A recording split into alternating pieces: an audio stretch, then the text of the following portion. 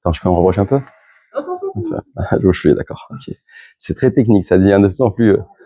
Bientôt, je vais faire court tout seul et vous aurez la vidéo. Des fois, j'ai 150 personnes tout seul. Voilà.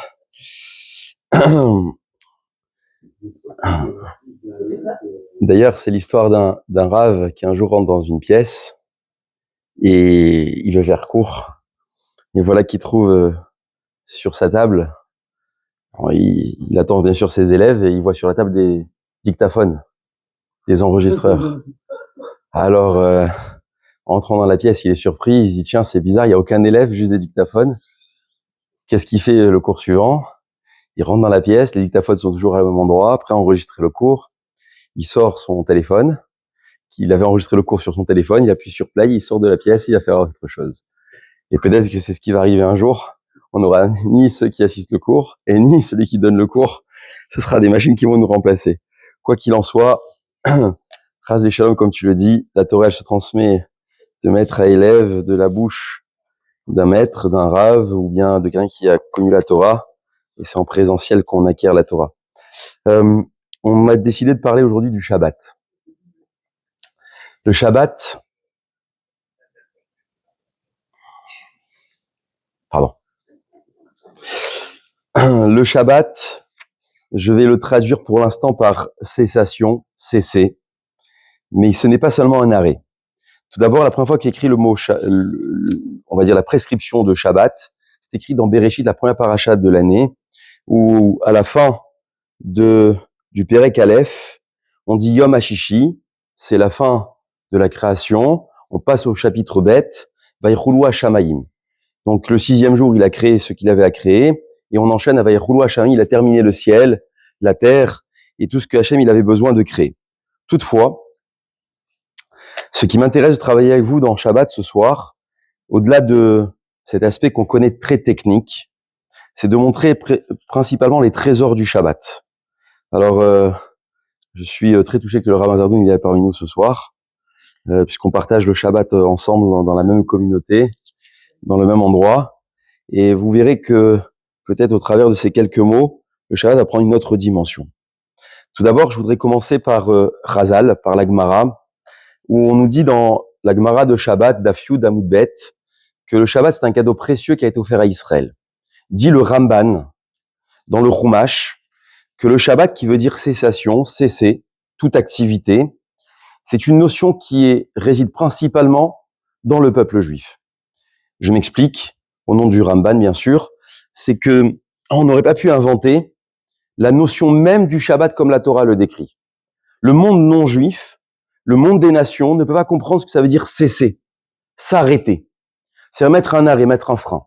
Alors, lorsque on découvre pour la première fois de sa vie Shabbat, on a l'appréhension, qu'est-ce qu'il y a à faire? Et alors, les gens disent, il y a rien à faire. J'espère que à la fin, on va dire finalement, il y a tout à faire. Ça veut dire que le Ramban exprime l'idée même du Shabbat en disant que lorsque le monde des nations le regarde, ils n'auraient pas pu le conceptualiser, ni même l'intellectualiser, c'était impossible de le comprendre dans sa notion même. D'ailleurs, aujourd'hui, même les magasins dans le monde ouvrent du lundi au dimanche. Il n'y a même plus d'arrêt. Dans la Torah, on nous a demandé le 7e jour, et chez nous, ça commence le premier jour de la semaine, c'est dimanche. Le 7e jour, il y a un arrêt. Cet arrêt commence déjà la veille au soir, c'est-à-dire il faut rentrer un petit peu dans le 6e. Donc on commence Shabbat avant le coucher du soleil pour le continuer jusqu'à la sortie des étoiles le lendemain soir. Ce qui m'intéresse, c'est que si la Torah dit que c'est un cadeau précieux qui a été offert à Israël, c'est un cadeau, c'est-à-dire qu'on doit le recevoir, qu'on est à même de pouvoir le prendre, mais également de comprendre qu'il se cache derrière un trésor. Quel est ce trésor? Nous disent nos Mefarshim, ils sont pas, je dirais, ils sont tous unanimes, mais ils sont pas tous en discussion sur ce point-là. Le Shabbat a été donné, non pas pour le corps, mais pour l'âme. C'est-à-dire que toute la semaine, on vit avec le corps. On a besoin de subsistance, donc on va travailler, on a besoin de manger, de boire, ce qui est nécessaire et c'est vital. Mais l'âme, on la met un peu de côté. Et je fais une parenthèse toute brève. On en a déjà exprimé plusieurs fois l'explication. Le Shabbat, les gens l'ont traduit par repos. Je m'excuse, je parle avec un rave dans l'assemblée. C'est le seul jour où on n'est pas au repos. C'est le jour le plus éreintant de la semaine. On court, on va à droite, on va à gauche. Dit l'halakha à ce sujet-là, que si les gens ont pris l'habitude ou la mauvaise habitude de faire la sieste le Shabbat, ils sont trompés de jour. C'est pas le Shabbat. Le Shabbat, il est réservé à l'âme. Je dois nourrir l'âme. Je dois nourrir l'âme dans le sens où je dois lui donner quelque chose qu'elle ne retrouve pas la semaine. Et ça doit changer du quotidien. Qu'est-ce qu'on donne à l'âme qu'elle n'a pas la semaine? La Torah. Le Shabbat a été créé pour cesser l'activité et donc pour nourrir l'âme à travers des cours de Torah. Et voilà que lorsque Moshe Rabbeinu, à la fin de sa vie, il va réunir le peuple juif, les Mefarshim disent quel jour il les a réunis? Le Shabbat.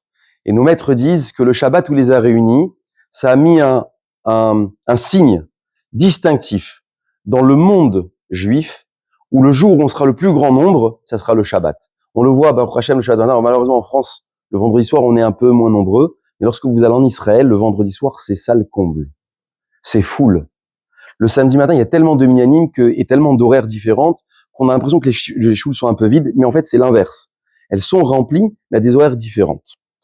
Quoi qu'il en soit, le Shabbat a été donné en tant que cadeau pour nourrir l'âme. C'est-à-dire que si on n'avait pas eu ce jour-là, effectivement, on n'aurait rien cessé. Rien. On aurait continué à vivre comme le monde non-juif le vit, c'est-à-dire, j'aurais fait mes activités, j'aurais touché mon téléphone.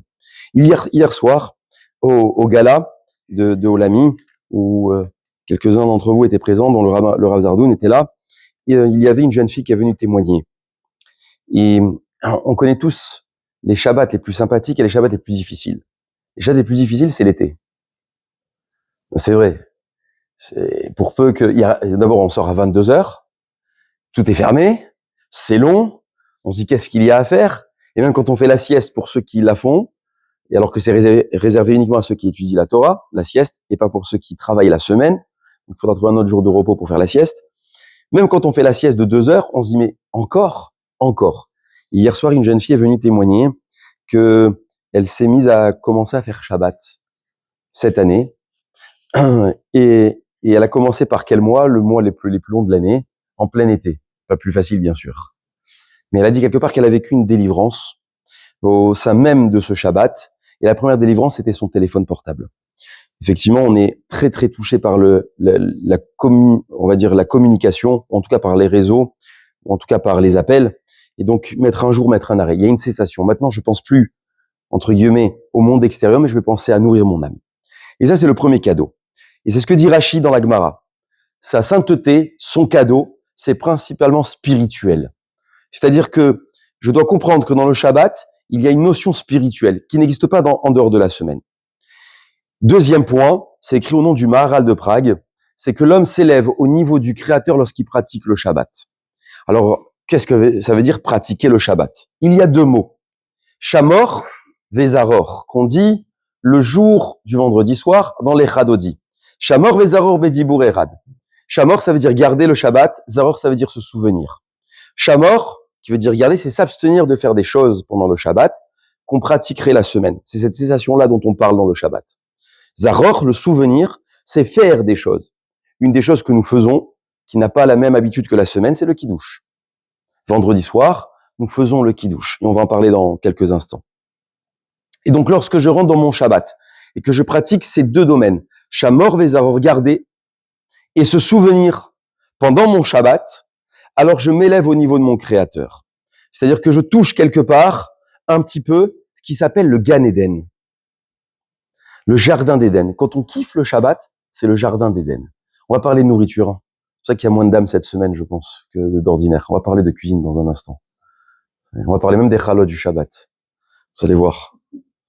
Peut-être que je ferai pas que des amis ce soir. Donc le Shabbat est un accès au divin. C'est-à-dire, je peux, quelque part par mon approche et par mon ambiance que je vais donner, toucher cette part du Gan Eden que je recherche tant en semaine, cette sérénité. Le deuxième point, c'est une Gemara dans Shabbat, qui est écrit dans la page 118b. Là-bas, il est écrit que tout celui qui se réjouit le Shabbat reçoit un mérite dans le monde futur. Alors, le monde futur, on le connaît pas, mais apparemment, quand je vis quelque chose un point important dans ce monde-ci, alors je vais vivre une dimension tout autre dans le monde futur. Comment cela se traduit au quotidien, pas dans la semaine, mais dans le Shabbat même? Rashi nous dit, c'est quoi se réjouir Shabbat? Des beaux vêtements. Un bon repas. Je dis, on avait parlé de cuisine. Et une attitude joyeuse. Il y a un jour un maître du Talmud, il a perdu ses enfants, un jour de Shabbat. Je crois de mes souvenirs, parce que je l'ai pas revu avant le cours, je crois que c'est Rabbi Shimon Bar Yochai qui perd ses enfants, ses jumeaux là-bas. Rabbi Meir, c'est Rabbi Meir Balanes. C'est ça, j'avais un doute. Rabbi Meir Balanes, il perd ses jumeaux un Shabbat. Il rentre à la maison et sa femme savait très bien que le Shabbat, on n'annonce pas de mauvaises nouvelles, on reste dans la joie. Et voilà que son époux, qui connaît sa femme par cœur, c'est important de connaître son épouse, en tout cas l'attitude au niveau du visage, il voit qu'il y a quelque chose qui la perturbe. Alors il lui dit, chérie, je sens qu'il y a en toi une préoccupation, veux-tu m'en parler? Et son épouse lui dit, dis-moi mon cher époux, si demain quelqu'un vient te confier deux diamants, qu'est-ce que tu fais? Alors il dit, je les mets de côté, je les garde, je les conserve, je fais attention, je les protège. Il dit, maintenant cette même personne-là qui t'a confié les diamants pendant un certain temps, vient les reprendre.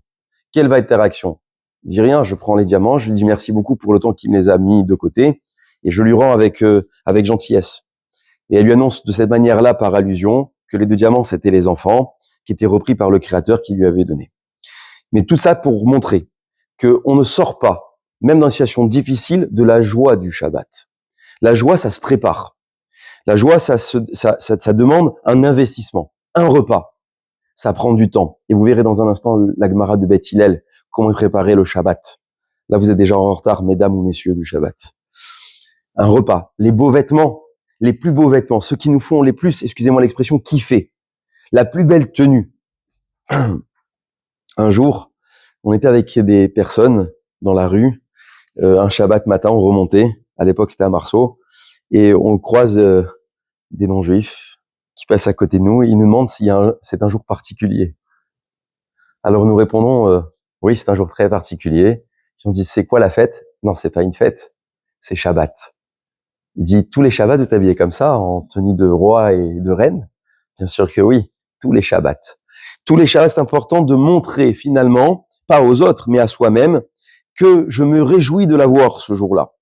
Et je fais encore une parenthèse dans ce cours, c'est que les défunts qui nous ont quittés veulent vivre un jour dans la semaine, et quel jour on leur a octroyé? Le jour du Shabbat. Ça a une odeur agréable. Et enfin, donc on a dit repas, ça se prépare, vêtements également, la plus belle tenue, l'attitude joyeuse. La joie n'est pas superficielle, la joie doit être intérieure, qui rejaillit sur l'extérieur.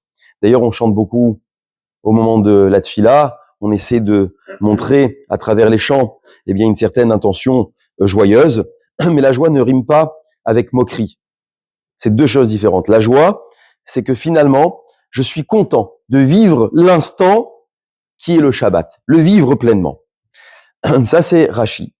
Le Ramban, il voit dans la réjouissance du Shabbat un mérite dans le monde futur, en disant que c'est un témoignage de foi dans la création. Et honnêtement, c'est ce qui est écrit dans Chazal. Tout celui qui pratique le Shabbat,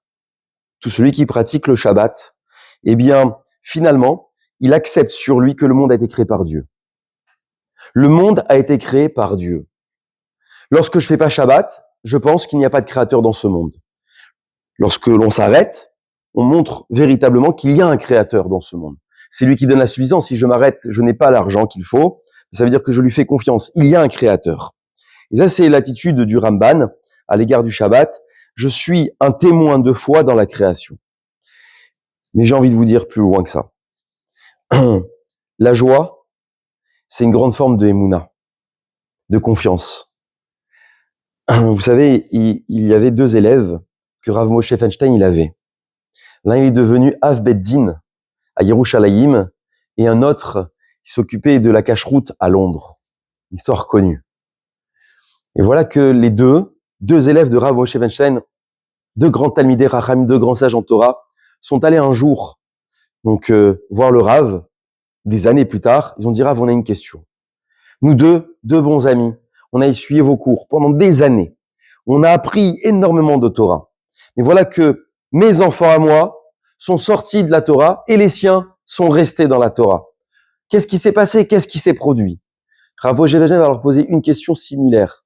Il va leur demander quelle était l'ambiance chez vous du Shabbat. Quelle était l'ambiance? Alors l'un répond, écoutez Rav, chez nous, on n'avait pas d'argent. On avait du mal à finir le mois, mais ce qu'il y avait sur la table était déjà un bonheur absolu. Alors tous les Shabbats, on chantait, on dansait. Quoi qu'il se passait pendant le Shabbat, quoi qu'il se passait pendant la semaine, le Shabbat, on chantait, on dansait. Il dit, et toi? Il dit, j'avais la même situation que mon ami. Nous avons une situation précaire, des problématiques, et tous les Shabbats, ma famille, on n'a fait que pleurer. Alors le Rav, il a répondu la chose suivante. Il dit, c'est simple, pourquoi tes enfants à toi, ils sont restés dans la Torah, et pourquoi toi, ils sont sortis? Il dit, qu'est-ce qu'il a vu ton enfant chez toi? Qu'est-ce qu'ils ont vu vos enfants? Ils vous ont vu joyeux, quelles que soient les situations. Alors ils ont voulu adhérer à ça. Mais un autre qui voit ses parents tristes dans un système qui les attriste encore plus, il dit, moi, je veux pas vivre là-dedans. Alors je vais quitter la Torah. La joie, finalement, elle montre un mouvement, un élan de foi. Je fais confiance à Kadosh Baruch Hu, je fais confiance à Hachem. Ça, c'était le deuxième point de notre cours. Le troisième point, on a parlé de repas, de plats. Merci, le Rafet Sraïm. Rafet Sraïm qui est mort peu de temps avant la Shoah, qui a écrit un livre exceptionnel qui s'appelle le Mishnah Brucha, qui développe la halakha. Au tout début, des lois du Shabbat. Il parle des chalot. Vous connaissez les chalot? Très bien. D'ailleurs, c'est l'une des mitzvot de la femme, prélever la chala et de faire la bénédiction. Il dit que c'est une mitzvah de préparer les chalot. Et qu'il y avait un minhag, une coutume, d'acheter, à un moment donné, les chalot. Ça fait gagner du temps.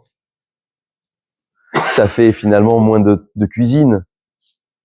Il écrit le Rafet Sraïm. La bracha, elle réside, non pas dans celui qui achète les chalot, mais dans celui qui les prépare. Pourquoi?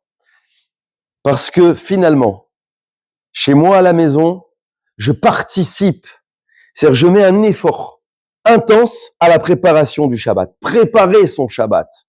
L'acheter, c'est prendre un petit raccourci pour essayer de gagner du temps. Certes, quand on n'a pas, ce qu'il faut, on peut se soustraire à acheter des chalotes, mais il dit, le Rafet Sraïm, clairement, c'est mieux de préparer ses chalotes. Ça a une saveur et une odeur agréable dans le Shabbat. Et Hillel, qu'est-ce qu'il faisait? Hillel, tout à l'heure, nous avons dit que nous sommes en retard dans le Shabbat, on est mercredi soir. Hillel, dès la fin de Shabbat, qu'est-ce qu'il faisait? Il sortait le dimanche. Il allait faire les courses. Il voyait un beau poisson, il dit, celui-là, pour Shabbat. Il sortait le lundi. Il repassait devant la poissonnerie, il dit, celui-là, il est plus beau que la veille. Celui-là pour Shabbat. Mardi! Bon, en simple, à la fin de la semaine, il avait une poissonnerie. Mais, il voulait montrer que toute la semaine était conjuguée au Shabbat. C'est pas, je prépare le Shabbat le vendredi avant l'entrée du Shabbat. Shulchan, la table dressée, elle se dresse pas au dernier moment. Elle se prépare. C'est-à-dire que je dois mettre l'effort suffisant pour comprendre que le Shabbat ne se fait pas au dernier moment, mais que toute la semaine est conjuguée par rapport au Shabbat. Et dans les jours, nous disons Yom Rishon, Yom Sheni, jour 1, jour 2, jour 3, jour 4, jour 5, jour 6, Shabbat. Shabbat, ça y est, tout est prêt. Mais depuis dimanche, je suis préoccupé à Shabbat. Un jour, je fais une petite anecdote entre vous et moi. Un jour, il y a une famille qui pose une question et qui évoque la problématique suivante. Rav, je comprends pas très bien. À chaque fois que j'invite des gens, ils refusent de venir chez moi. Alors, je réponds, je lui dis, peut-être que il y a un problème. C'est bizarre. Il dit, non, j'en ai invité des dizaines. Et à chaque 1 sur 10 a dû venir, peut-être 2, mais à chaque fois, c'est non. Je comprends pas. Alors, je posais la question en cherchant, parce qu'il fallait chercher quand même. Est-ce que il y a à manger? Est-ce que tu reçois mal? Est-ce que il se passe tout allait bien? Apparemment, tout allait bien. Et à la fin, j'évoque l'idée, mais ça c'est dans la discussion. Mais tu les invites à quel moment? Et vendredi matin, j'appelle et je dis allô, tu viens à la maison. Je dis mais vendredi matin, les gens qui préparent leur Shabbat, depuis mercredi ou mardi ou dimanche, ils sont invités par d'autres. Là, ce moment, tu passes Shabbat à la maison, on a préparé ça. Donc, ils te refusent pas par rapport à toi, ils refusent juste parce que tu es en retard dans ton Shabbat. Tu dois organiser l'invitation. Maintenant, quand c'est des personnes seules, mitzvah d'inviter. Bien sûr qu'il faut inviter. Alors, la préparation de ce repas-là, dit le Rafetz Chaim. Je lis dans les mots parce que à chaque fois qu'on lit ces quelques lignes, on est plein d'émotions.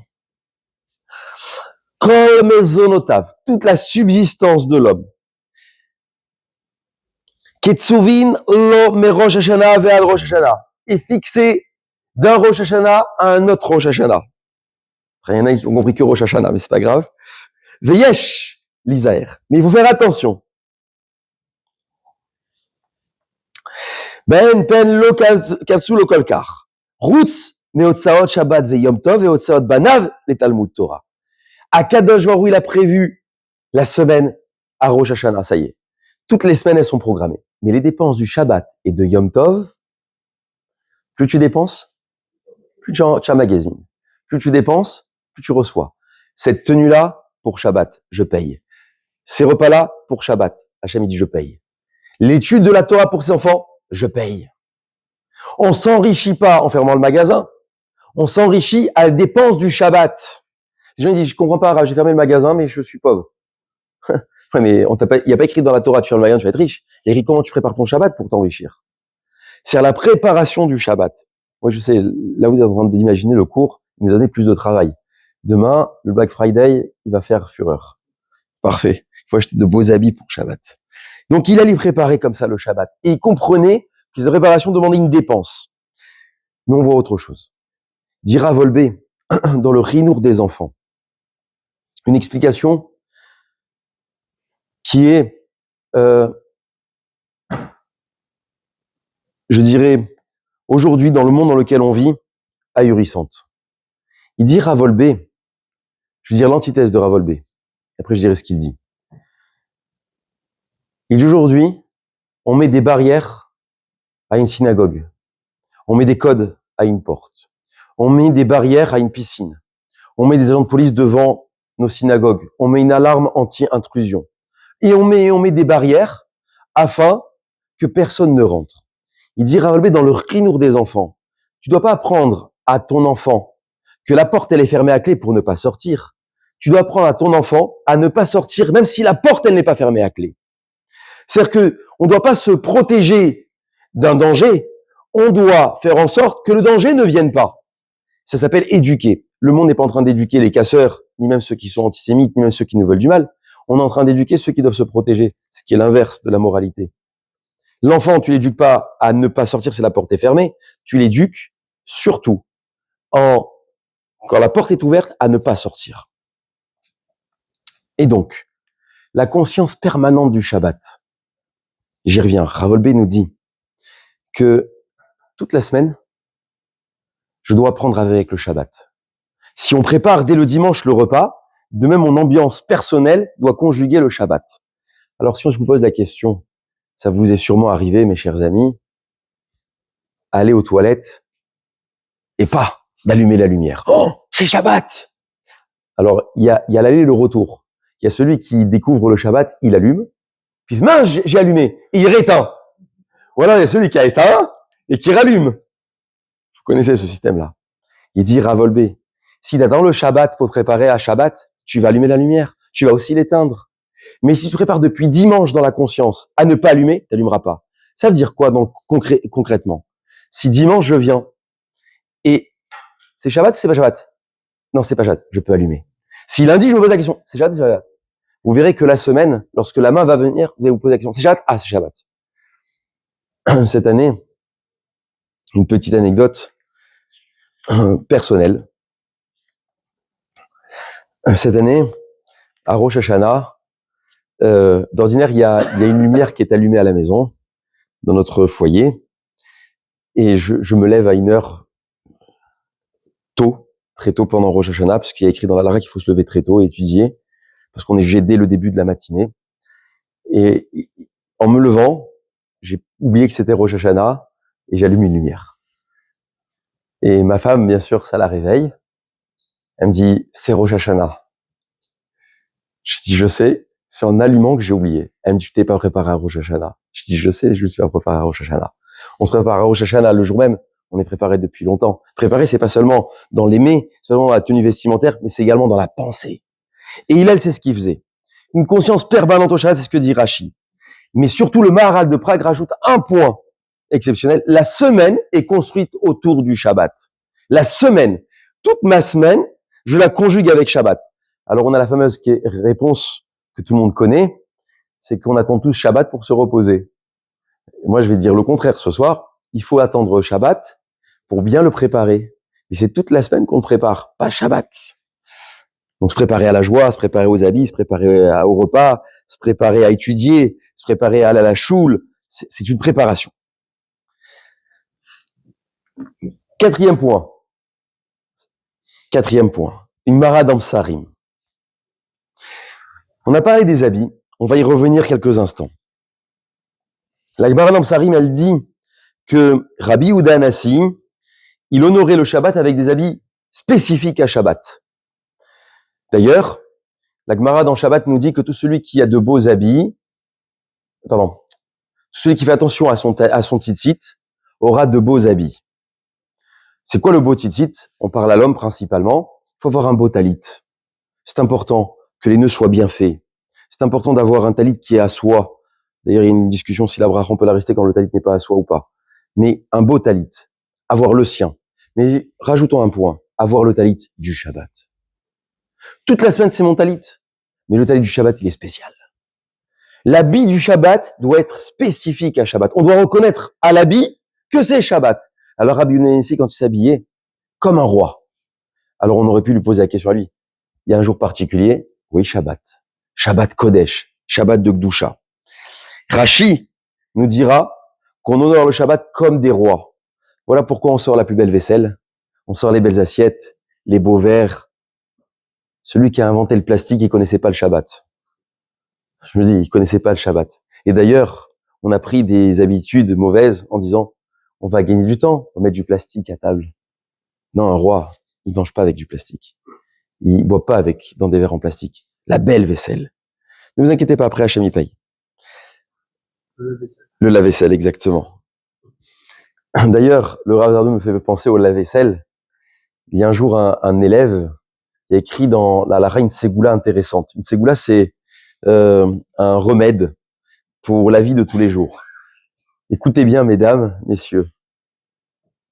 Il y a écrit que tout celui qui veut avoir la paix dans son foyer, il faut pas qu'il plie son talit le Shabbat. Alors, il y a un élève marié depuis des années, il vit l'enfer à la maison. Mais l'enfer, c'est le feu. Et on entend crier la voisine, et on entend, tous les jours on entend crier. Et le mari crie, elle crie. Lundi, au lundi suivant, ça n'arrête jamais. Et voilà qu'un jour l'élève, il va voir le Rav, il dit, Rav, je comprends pas. Ça fait des mois, je plie pas mon talit le Shabbat, et j'ai des histoires à tout casser à la maison. J'ai fait ce que on me dit. Il lui a dit, le Rav, si vraiment, tu vas avoir des histoires de Shalom Bayit, à la fin de Shabbat, fais la vaisselle à ta femme. Ça veut dire quoi? Ça veut dire que quand tu as amassé tout ça et tu as invité du monde, participe. Alors on parlait de Madiar Kelim, ce qu'on s'appelle le lave-vaisselle, nettoyer la vaisselle. La vaisselle est importante, même au degré du Shabbat. Pour quelle raison? Le matériel sanctifie la spiritualité. On peut pas prier là où c'est pas propre. On peut pas se rendre joyeux là où il n'y a pas les éléments qui vont le composer. La matérialité n'a pas été créée pour le kiff du corps, mais pour élever la spiritualité. Les bancs que nous avons, un beau héral, c'est pas pour les hommes, surtout pas. C'est pour la gloire d'Akadosh Baruch Hu, mais c'est pour que la spiritualité prenne une autre dimension. Prier dans un champ, on peut prier dans un champ. Prier dans un Beth Knesset, c'est encore mieux. Prier quand il y a de la grande lumière, c'est encore mieux. Prier dans l'obscurité, c'est différent. C'est-à-dire qu'on doit préparer cet élément-là. Mais le kavod qu'on va donner, le kavod, c'est mettre du poids à ce jour-là, transforme le jour. Ça, c'est le point numéro 4. Le point numéro 5, on va continuer dans le Shalom Bayit. Shalom Bayit. Il y a écrit dans Rashi qu'on doit allumer les Adlakat Nerot du Shabbat à cause du Shalom Bayit. Ça va? Donc les dames, elles allument pour avoir la paix. C'est ça la raison qu'on ramène pour le Shalom Bayit, la paix. Rashi ramène une explication qui est dure à comprendre. On va essayer de la toucher un peu du doigt. Il dit pourquoi il va y avoir des problèmes de Shalom Bayit, pourquoi il va y avoir des disputes dans le foyer si on n'allume pas les nérotes. Il dit Rashi, l'époux, s'il y a l'obscurité, il va manger dans le noir. Et manger dans le noir, ça va le rendre neuf. Il sait pas ce qu'il met dans la bouche, il voit pas le verre, il s'est renversé, il s'est sali. Alors, pour ne pas avoir des histoires, t'allumes les nérotes du Shabbat, au moins tu as la paix. Ça, c'est l'explication que Rashi donne. Ça signifie que les éléments que compose Shabbat, les lois qu'on nous a données, c'est surtout pas pour ne pas arriver à s'en disputer. Au contraire, créer une harmonie, une joie, et c'est familial, vivre la joie du Shabbat. Dit la Gemara dans Hérouvine, le Shabbat crée une paix de famille. Mon maître disait que toute la semaine, la télévision, elle nous parle. Le Shabbat, il prenait son épouse et c'est elle qui parlait.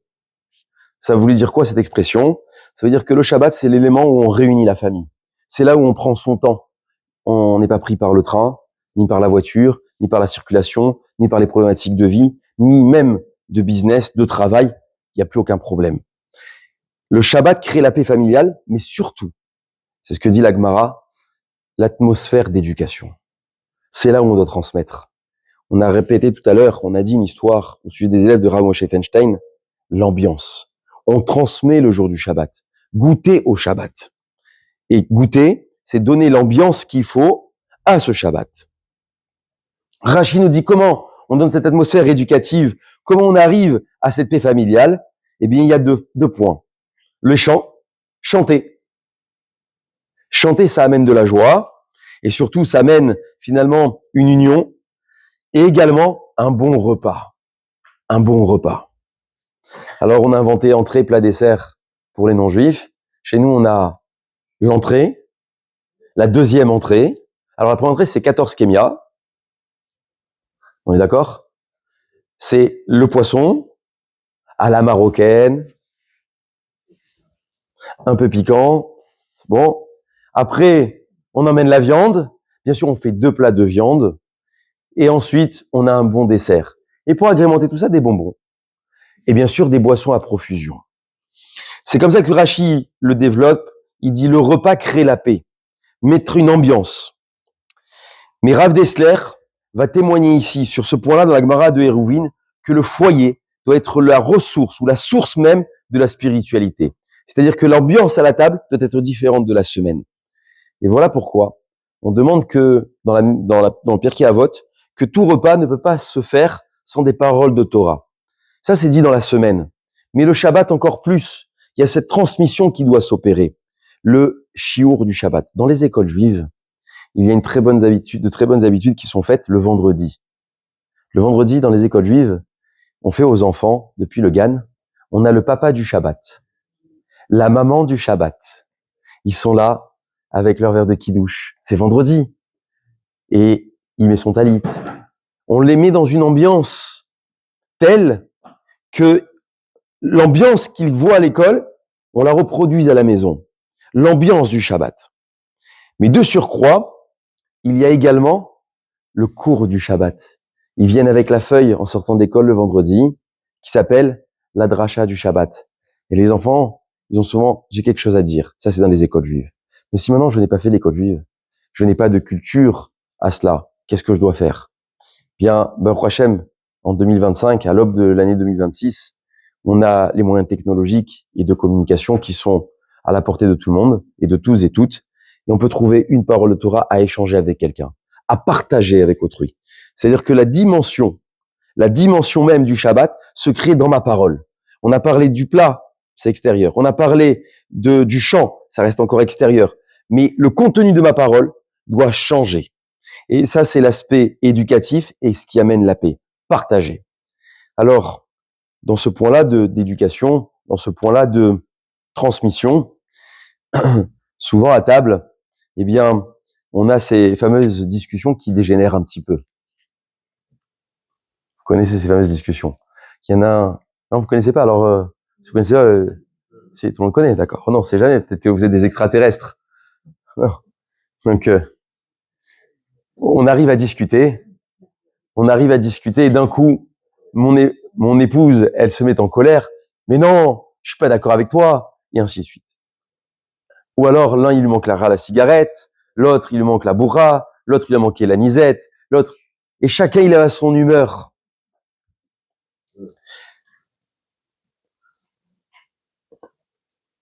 Il écrit, le Maharal de Prague, un Shabbat sans la paix, c'est vide, c'est creux. Le but, c'est la paix. Le but, c'est le shalom. Et qu'est-ce que nous disons lorsque nous côtoyons quelqu'un le Shabbat? Shabbat, shalom. Il faut qu'on arrive à la paix, il faut qu'on touche la paix. La paix avec mes enfants, la paix avec ma femme avec moi, et la paix avec la communauté, et on se réunit. Et on va essayer de mettre tous les ingrédients pour. Mais je le dis avec la première personne. Je comprends pas. Ta femme te fait 14 kémias, et tu lui fais une histoire parce qu'il en manque une 15e. Mais demain, quelqu'un me reçoit avec 14 kémias et c'est pas ma mère, c'est pas ma femme. Soit il a quelque chose à me demander, soit il veut m'acheter, soit je lui ai rendu un grand service. Alors je vais lui dire merci. Il y a à la synagogue, j'ai une place, il fait chaud, il y a une séouda, on a chanté. Il a terminé 3 minutes en retard, je vais me le faire. Il a fait une faute à la Torah, je vais me faire. Calme-toi, paix. On a mis tous les ingrédients, tout est là. Le Shabbat doit être un jour de discorde, mais un jour de paix, de shlemut, d'entité, d'unicité. Ça, c'est ce que disait le Maharal de Prague, un Shabbat sans paix, c'est le vide. Nous avions déjà évoqué précédemment dans un des cours du mercredi que le vendredi soir et le samedi soir, on vit un événement particulier. Le vendredi soir, le Shabbat rentre de 3 manières. Adlakat Nerot, l'allumage des bougies. Si la femme ne peut pas, alors ça sera le mari qui peut ou le garçon de maison qui allume. Ensuite, vous avez Bessamim qui est écrit dans la Lara, sentir les Bessamim. Et enfin, Kiddush. Il y en a qui n'ont pas l'habitude de faire les Bessamim, et c'est important de les faire. Dit le Kaf HaChaim, que l'âme supplémentaire, vous avez remarqué qu'il n'y a que le Shabbat qu'on mange plus, parce qu'on est un peu double personne, on est schizophrène, on reçoit une âme supplémentaire. Déjà, seul, c'est compliqué, mais alors quand on est deux, c'est encore plus compliqué. C'est pour ça qu'il y a autant d'histoires, le Shabbat. On se dispute avec notre autre à nous, qui est avec moi. Et le Shabbat, comment rendre cette âme supplémentaire de cette manière-là? Adlakat Nerot, Bessamim, Kiddush. Les lumières, les senteurs et le Kiddush. Comment elle ressort, cette âme-là, à la sortie Shabbat au moment de l'Havdalah, dans le sens inversé dont elle est rentrée? Comment je fais l'Havdalah? Kiddush, Bessamim et Aesh. Il dit le Gaon de Vilna à ce point-là, sur ce point-là. Il dit combien on voit les gens sortir du Shabbat très précipitamment, très très rapidement. Vite. Ça veut dire que l'âme supplémentaire qu'on t'a donnée, qui t'a fait kiffer tout ce Shabbat, tu voudrais qu'elle se libère plus rapidement que de toi et qu'elle se sépare de toi. Mais sache qu'elle est triste. Alors on essaie de rajouter, comme au début, à la fin du Shabbat, on rajoute du rôle dans le Kodesh, du profane dans l'Akdoucha. Même à la fin du Shabbat, il y en a qui sont fumeurs, Shabbat sort à 19h26, à 19h26 et 1 seconde, la cigarette, elle est là. Il y en a, il y en a qui c'est pas la cigarette, c'est le téléphone portable. Ils sont là, 26. Calme-toi. Il va rien se passer entre 26 et 27, ni entre 27 et 28. Le Shabbat, c'est pas je le sors vite ou je le rentre mal, je le rentre bien et je le sors bien. Et d'ailleurs, ça va faire plaisir à mon ami le Rav Zardoun, c'est que toute la bracha du Shabbat, elle réside pas au premier repas, elle réside pas non plus au deuxième repas, elle réside au 3e repas du Shabbat, Seuda Shlishit, là où il y a le moins de monde. Il disait Rav Citruk, c'est Renaud Livracha, dans un de ses cours, que les plus grands soldats du Shabbat, on les reconnaît à Seuda Shlishit. C'est à ce moment-là le 3e repas. Et pour ceux qui sont un peu chassides, on fait le 4e repas, mais l'Ave Malka. C'est une ambiance particulière. Quitter le Shabbat avec réjouissance. Et donc, la Gemara dans Shabbat nous dit Koufyutet Amoud Aleph, 2 anges accompagnent l'homme le vendredi soir, l'homme, nous tous. L'ange du bien, béni selon l'accueil qu'on lui réserve. D'ailleurs, on accueille les anges dans Shalom Aleichem. Lorsqu'on ouvre, eh bien, on est debout. Il y en a, ils ouvraient la porte. J'ai connu comme ça de mon maître, Rav Citruc, il ouvrait la porte pour accueillir les anges. Shalom Aleichem. C'est les anges que tu accueilles. Mais ils viennent les anges que si c'est agréable. Et ils te donnent du bien que si c'est agréable. L'ambiance du Shabbat. Mais les anges sont également, c'est comme ça que le Maharal traduit, eh bien, sont nos forces spirituelles. Ils nous poussent à atteindre cette spiritualité. Donc, l'ambiance que je vais y mettre, eh bien, me donne une bénédiction particulière. L'ambiance. Pour quelle raison? Permettez-moi de dire, dans une parenthèse de la paracha de la semaine, il est écrit que Yaakov et Esav, ils doivent se rencontrer. Yaakov, c'est les forces du bien, et Esav, c'est les forces du mal. C'est comme ça que Chazal nous le montre. Et Yaakov, lorsqu'il se prépare à rencontrer Esav, il dit, Im Lavan Garti, j'ai séjourné avec Lavan, pardon. Séjourné, alors qu'il est resté 22 années. C'est long. On ne dit pas j'ai séjourné. Séjourné, quand tu dis j'ai fait un séjour en Italie, c'est quelques instants, quelques heures ou quelques jours. Mais 22 années, c'est plus un séjour. C'est une habitation. Rachid dit, il a respecté les 613 mitzvot, mais on donne une autre explication également, c'est qu'il n'a pas pris les habitudes, les mauvaises habitudes de Lavan. C'est-à-dire qu'il sait, quelque part, que Lavan a essayé de l'influencer. Vous savez ce que c'est l'ambiance? L'ambiance, ça influence. Le Shabbat, ça influence d'abord mon être, mais également mon âme. Alors si ça m'influence à moi, ça influence autrui. Il y a des gens qui se sont éloignés de la Torah et des mitzvot par rapport à l'ambiance qu'il y avait, ou à la maison, ou à la synagogue le Shabbat. Il y en a qui se sont rapprochés de la Torah et des mitzvot grâce à l'ambiance qu'il y avait à la synagogue le Shabbat ou à la maison. Créer une ambiance chaleureuse, c'est l'objectif. Un jour dans la semaine. Toute la semaine pense à toi. Mais il y a un jour où c'est particulier. Nous allons voir les deux derniers points ensemble. Nous avons parlé tout à l'heure de lumière, de Adlakat Nerot. Vous savez ce que c'est la lumière? La lumière, elle représente d'abord les Nerot du Shabbat, mais la lumière, elle est comparée avec Kiner, Mitzvah et Torah Or. La Torah, elle est comparée à une lumière. La lumière signifie qu'elle monte en permanence, elle se développe, elle peut se propager en tout temps, en tout lieu, sans diminuer de sa propre énergie. D'ailleurs, c'est l'une des deux seules choses au monde qui ne se tarit jamais, qui ne s'affaiblit pas, quelle que soit sa multiplication. La première chose, c'est la lumière. Lorsque j'ai une bougie, je peux allumer à l'infini autant de bougies. Et pareil avec le savoir, la connaissance. Elle peut se transmettre sans perdre à moi, en tout cas dans mon être, ma connaissance. Et donc, la lumière est essentielle au jour du Shabbat. Nous a dit Rashi précédemment, la lumière, elle prévient tout d'abord de la frustration, mais également de la dispute dans les couples. Mais un autre point, la lumière, elle représente la Torah.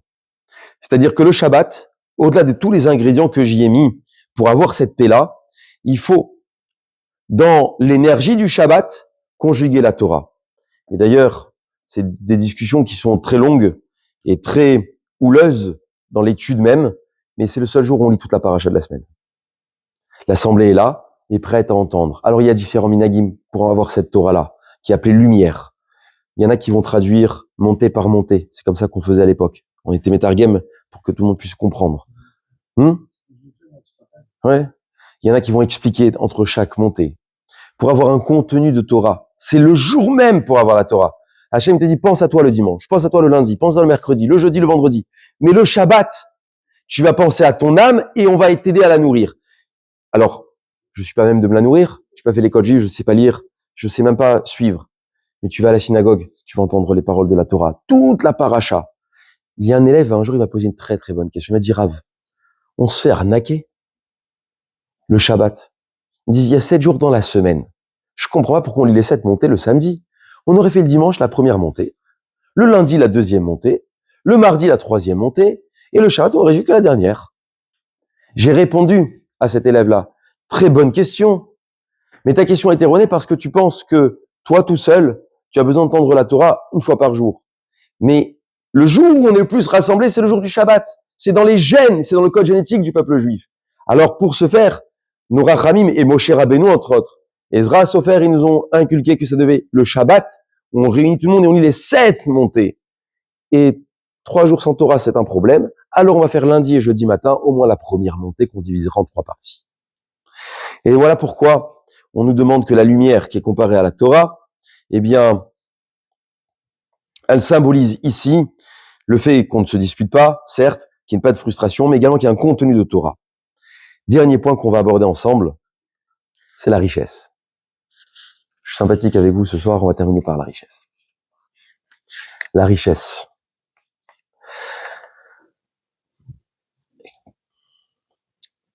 La richesse, elle se traduit pas à l'effort de la semaine.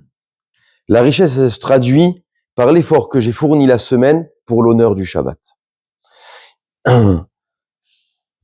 Toute la semaine, on pense à soi. Toute la semaine, on met ce qu'il faut pour vivre la semaine. Mais il manque une dimension. Qu'as-tu conservé pour Shabbat? Qu'as-tu conservé? Est-ce que tu as mis de côté? Est-ce que tu as prévu le plat? Est-ce que tu as prévu les salades? Est-ce que tu as prévu les chalotes? Là-dessus, je suis béni. Je vais vous raconter une anecdote. Souvent, on prépare le plus grand des Shabbats. On a préparé pendant une semaine. Depuis dimanche, on est dans les cuisines, lundi, mardi. Dans les hôtels, c'est ce qu'ils font. Ils préparent. Surtout quand vous avez beaucoup d'invités ou un mariage ou quoi que ce soit, il y a une préparation. Et voilà que le Shabbat arrive, la daf, elle est sur la plata, le tchoulant, le gefilte fish, ce que vous voulez. Vous avez préparé le couscous, le poisson à la marocaine, et là, il y a un plat qui a tourné. C'est dur. C'est très, très dur. Alors, il y en a, ils goûtent, et la dispute revient. Le plat, il a tourné. Désolé, mon ventre, il a besoin de se manifester. C'est ce qui s'appelle la bracha du Shabbat. Oui, le plat, il tourne. Le plat, il a pas tourné. Le plat, il est bon. Les chalotes, elles sont bonnes. Les chalotes, bonnes. C'est la bracha du Shabbat. L'énergie que tu as mis dans le Shabbat. L'ambiance que tu vas y mettre. La chaleur. Les dépenses. C'est ce qui va se traduire dans le repas ou dans le plat. Il y a un jour, une dame disait, je n'ai pas les moyens de faire des chalotes. C'est une mara. Et sa voisine s'est moquée d'elle. Elle lui a dit, elle est pauvre, elle peut pas avoir des chalotes. Et un jour, on sent dans le four une odeur agréable. Alors la voisine, par curiosité, elle a dit, comment elle peut avoir des chalotes chez elle? C'est vendredi. Je suis sûr qu'il n'y a rien dans son four. Elle est en train de nous mentir. Et elle arrive chez la voisine qui est affaiblie par les problèmes de finances. Et cette dame-là dit, que veux-tu? Elle dit, je sens une odeur chez toi comme s'il y avait des chalotes, mais on sait tous et toutes que tu n'as pas d'argent pour faire des chalotes. Et l'odeur fume et ça sent. Et la voisine, par curiosité, ouvre le four et là découvre quoi? Des chalotes. Comment ça se fait? Hachem, il a fait un miracle. Lequel? C'est la frustration que j'ai de ne pas pouvoir faire alors que je veux faire. Hachem fait en sorte que tu vas pouvoir le faire. Mais si je dis je vais rien faire, alors il n'y aura pas de bracha. La bracha réside dans celui qui veut accomplir la chose. Et c'est comme ça qu'on devient riche. Rachid dit dans cette Gemara de Nedarim, la richesse matérielle, elle vient lorsque je suis prêt à honorer le Shabbat avec tous les moyens que j'ai. Le Ben Ishraï, un des maîtres Sfarad, nous dit une très belle réponse. Il dit toute la richesse matérielle, elle se décide pas la semaine, elle se priorise le Shabbat. C'est là où tu dois mettre de côté. On monte à la Torah. 1 000 € pour la synagogue. Ça fait longtemps qu'on n'a pas entendu des 1 000 € ou des 2 000 €. Sauf à Yamim Noraïm. Et donner le Shabbat. On monte à la Torah, faire des dons pas pour la synagogue, pour que la Torah puisse se développer. Prioriser le Shabbat, ça fait déclencher la parnassa. Mais finalement, tout ça, c'était pour partager encore un point avec vous. Alors, on a vu les habits, on a vu l'ambiance, on a vu les cadeaux, on a vu le vin, on a vu Ad la Katnerot, on a vu tout ce que nous pratiquons ensemble. Mais il reste encore un point à développer. C'est écrit dans l'introduction du Rapha Etzraïm dans sa Hagdama. On a dit au début du cours, Zaror Veshamor. Tu garderas le Shabbat, tu te souviendras du jour du Shabbat. Se souvenir, c'est faire des choses. Alors ça y est, je les ai faites. Tout est prêt. Mais comment je suis Shamor? Shamor, il y a 39 interdits de Shabbat. Le seul qui est écrit dans la Torah, c'est Lotevarouesh Moshevoterem. Tu n'allumeras pas de feu dans tes demeures. C'est la seule chose qu'on a retenue dans la Torah. le seul verset clair. Les autres interdits, les 38 autres, les 38 mélachot du Shabbat, je les apprends par déduction de la construction du Mishkan qui est écrit dans la Torah. 39 interdits, 39 avot, 39 pères du Shabbat. Et il y a 39 dérivés. 39 fois 39. Il écrit le Rafetz Chaim. Pour garder le Shabbat, il faut étudier les lois du Shabbat en profondeur. Pourquoi? Il dit, tout celui qui n'a pas étudié les lois du Shabbat transgresse forcément le Shabbat. Ça demande maintenant la dimension suprême du Shabbat. Qu'est-ce que je dois étudier Shabbat lorsque la semaine je suis pris? Eh bien, qu'est-ce que c'est Shabbat? Prendre les lois du Shabbat. Et je voudrais terminer par une histoire. Il y a un ami très intime, Rav Yoav Zerbib, à Nice, qui a écrit un livre exceptionnel qui est posé là, qui est posé aussi à l'étage, qui est posé à la maison, sur les lois du Shabbat. Et c'est pas pour parler de lui que je vous ai l'histoire. Il y a une jeune fille qui fréquente Olami, qui est venue à des cours, et un jour elle a voulu faire Shabbat. Elle connaissait rien à Shabbat. Qu'est-ce qu'elle a fait avant de pratiquer Shabbat? Elle a demandé à droite, à gauche, à des copines, à des copains, comment tu fais Shabbat? Elle dit, je vais à Superka, je vais à Kinneret, j'achète des chalotes, j'achète la chouchouka, j'achète le plat. Bon, elle a dit, ok, alors apparemment le Shabbat c'est un grand festin, d'accord? Alors elle faisait un festin le vendredi soir, le samedi midi, elle faisait la sieste, ça faisait ça. Elle dit, je peux pas croire que le bon Dieu, il nous demande de manger, de dormir et de rien faire. Non, c'est pas possible, le bon Dieu il est pas aussi stupide. Alors elle est venue, elle a posé des questions, elle a dit, Rav, c'est quoi faire Shabbat? Faire Shabbat? Faire garder le Shabbat? Oui. La garder le Shabbat, ça demande beaucoup d'efforts. Il faut étudier les lois du Shabbat. Il m'a dit sur quoi je peux trouver le support. Alors je lui ai offert le coffret. Ce coffret-là. Vous savez ce qu'elle a fait avec ce coffret-là? Elle a déjà lu 2 fois en entier. 2 fois. Aujourd'hui, quand elle pose des questions, j'ai l'impression de m'adresser, excusez-moi, à quelqu'un qui sort de la yeshiva. Elle connaît des détails. La nappe, les collants, les ceci, les affaires, les habits, les fourchettes. Tout. Elle pose des questions sur tout. Tout. Mais je peux pas déplacer ça, je peux pas prendre ci, je peux pas faire comme ci, je peux parler de ça. Tout. Elle a la dimension du Shabbat. Elle a compris, à travers les lignes qu'elle a lues dans ces livres-là, mais même dans le Mishnah Berurah, dans le Shulchan Aruch, la pratique du Shabbat ne se fait pas par habitude, mais se fait par l'étude. Et dit Rav Dessler, tout celui qui ne fait pas les choses sans en connaître la raison véritable, tôt ou tard, il viendra à l'abandonner. C'est-à-dire qu'on doit construire son Shabbat. On doit le construire. Alors le construire avec l'extériorité, ça, nous savons le faire dans Hachem. On a des magasins, on a des artifices, on a des moyens. Tout ça, on peut le faire. Mais remplir l'intériorité, ça demande un effort. Et c'est comme ça qu'on est Shamor, garder le Shabbat. Il dit le Rafetz Chaim, et je terminerai par ces mots, tout celui qui n'a pas étudié les lois du Shabbat en profondeur, forcément il transgressera le Shabbat. 39 interdits fois 39 dérivés. Je vous laisse imaginer le nombre qu'il y a. Je crois que ça fait 1580, c'est ça? Oui.